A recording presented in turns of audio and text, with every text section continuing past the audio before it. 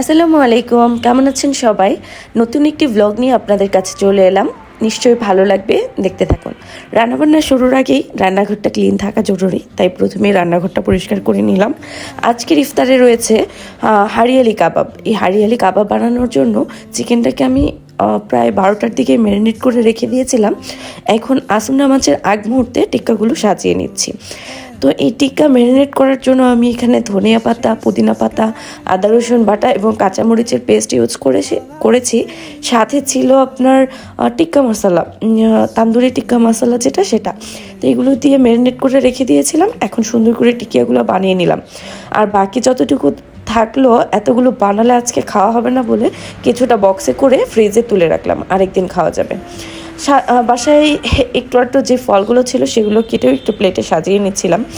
সাজানো গোছানো প্লেট দেখতে আমার কাছে বেশ ভালো লাগে, তাই ইফতারে আমি একটু চেষ্টা করি নিজের মতো করে যেভাবে সাজিয়ে বাসার খাবারগুলোকে পরিবেশন করা যায়, তাই আর কি।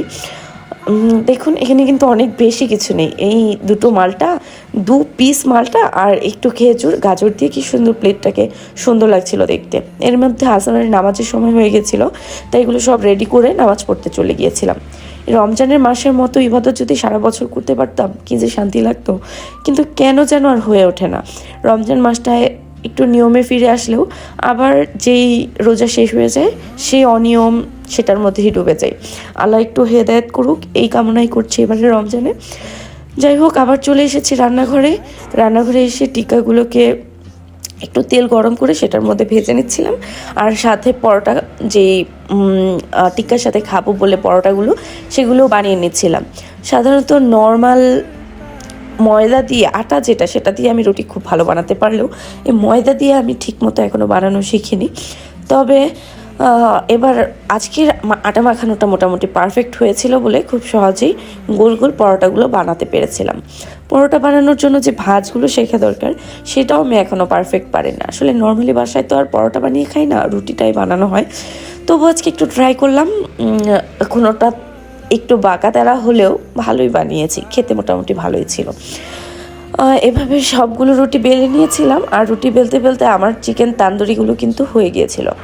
চিকেন তান্দুরি হওয়ার পরে সেগুলো উঠিয়ে আমি সেই চুলার মধ্যেই রুটিগুলো ভেজে নিয়েছিলাম। দেখুন তান্দুরি কালারটা কত সুন্দর এসেছে, তাই না?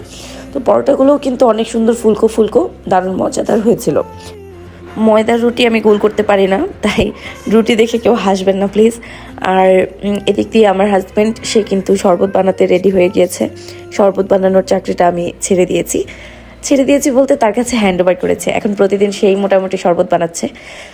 আর ইফতারের ঠিক আগ মুহূর্তে চাট মশলা আর টক দই দিয়ে একটি সালাদও রেডি করে নিয়েছিলাম। এই সালাদটা আমাদের খুব পছন্দের। টক দই দিয়ে যে কোনো সালাদই খুব মজা হয় খেতে। তো সাথে আমি একটু চাট মশলা অ্যাড করেছিলাম, এর জন্য খেতে আরও বেশি ভালো হয়েছিল। আর আপনারা নিশ্চয়ই জানেন, কোকের সাথে এখন একটি গ্লাস ফ্রি দিচ্ছে। তো সে উপলক্ষে গ্লাসটার জন্য বেসিক্যালি একটা কোকও নিয়ে আসা হয়েছিল। তো একটু কোক সাথে পরিবেশন করে নিলাম। এই তো আজকে আমাদের ইফতারের প্লেট রেডি। ও, এখানে যে গ্রিন সসটা দেখতে পাচ্ছেন, এটাও কিন্তু আজকে আমি বানিয়েছি। বেশি কিছু না, পুদিনা পাতা, ধনিয়া পাতা পেস্টের সাথে একটু টক দই আর চাট মশলা দিয়ে এই সসটা খেতে অসাধারণ হয়েছিল। তো আজ এই পর্যন্তই। সবাই ভালো থাকবেন, আমাদের জন্য দোয়া করবেন। নেক্সট ব্লগে আবার আপনাদের সাথে কথা হবে। আল্লাহ হাফেজ।